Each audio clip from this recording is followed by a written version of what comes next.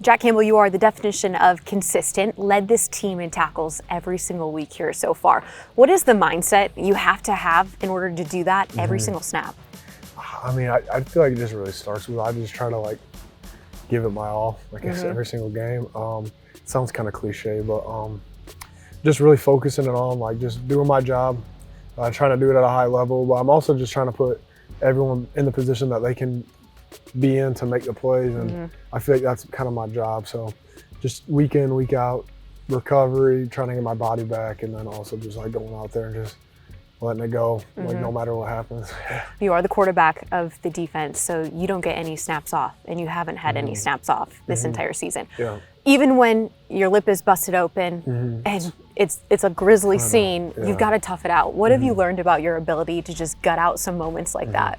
How I was raised, like my parents, I got my 4 parents, and then my grandparents was very influential in my life, and I just feel like they really taught me the value of just working hard. And when I get into a football like atmosphere, just like focusing on like the job at hand, and like not really caring about any exterior stuff. So like that's just like, and my adrenaline gets going, and I just get like so locked in and I guess competitive and stuff. So I don't know. I don't ever like to give the other team satisfaction knowing that like I'm hurt or like I'm coming out. So I always just try to just stay in. You just tough it out. Yeah. Defensive line coach Casey Rogers was very complimentary of you this week. He called you one of the best communicators he's ever had on a football field. I mean a lot. It's a big praise from him. He's been around a lot of great players.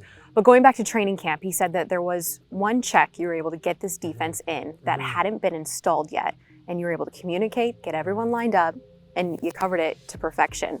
What does that say about you and your ability to just go out here and lead and pick up things quickly? I feel like that just shows the importance of like off-season program.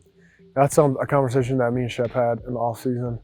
And I was in training camp, and it came up, and the perfect situation came up, and I'm like, screw it, I'm gonna try it. And it all worked out, but I'm not perfect, I make mistakes.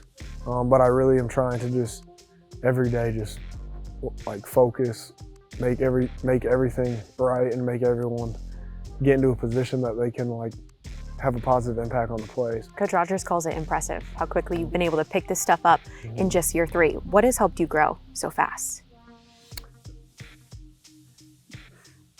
Never stop believing, like just not stop believing in myself.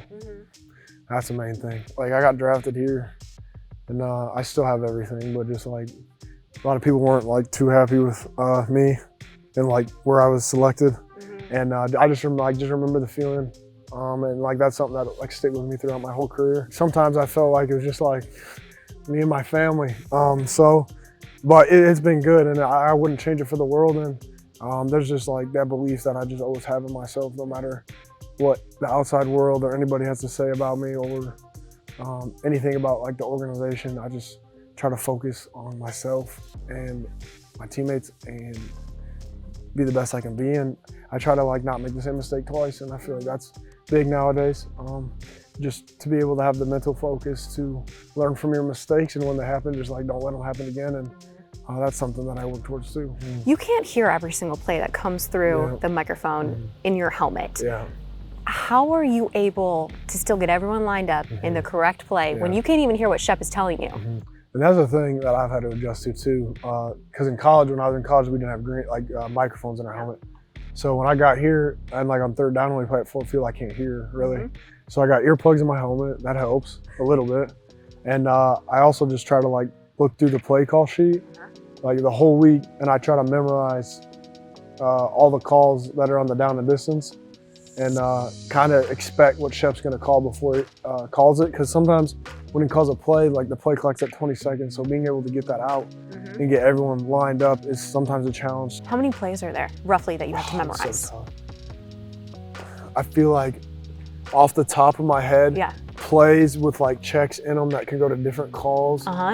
I'm gonna count the different calls, so sometimes like there's plays where there's 2 calls in the play, but then if it's a different formation, go to the 3rd call. Okay. I'm gonna say probably like 45 to 60 every week. Oh my gosh. And that's time on the clock, down and distance. Yeah. Is it? That's like down and distance, time on the clock, 1st and 2nd down, 3rd down, red zone, backed up, situation, end of game, end of half, how many timeouts are there, like all that stuff. Did you know that was part of the job when you signed up No, for linebacker? I didn't. I mean, in Iowa, like we were very detailed and thorough with Yeah. stuff, but we ran like our defense that we ran. Yeah. Like here, it's like very particular about getting to the best call, which I mean, there's different philosophies for it, but I respect and appreciate both of them.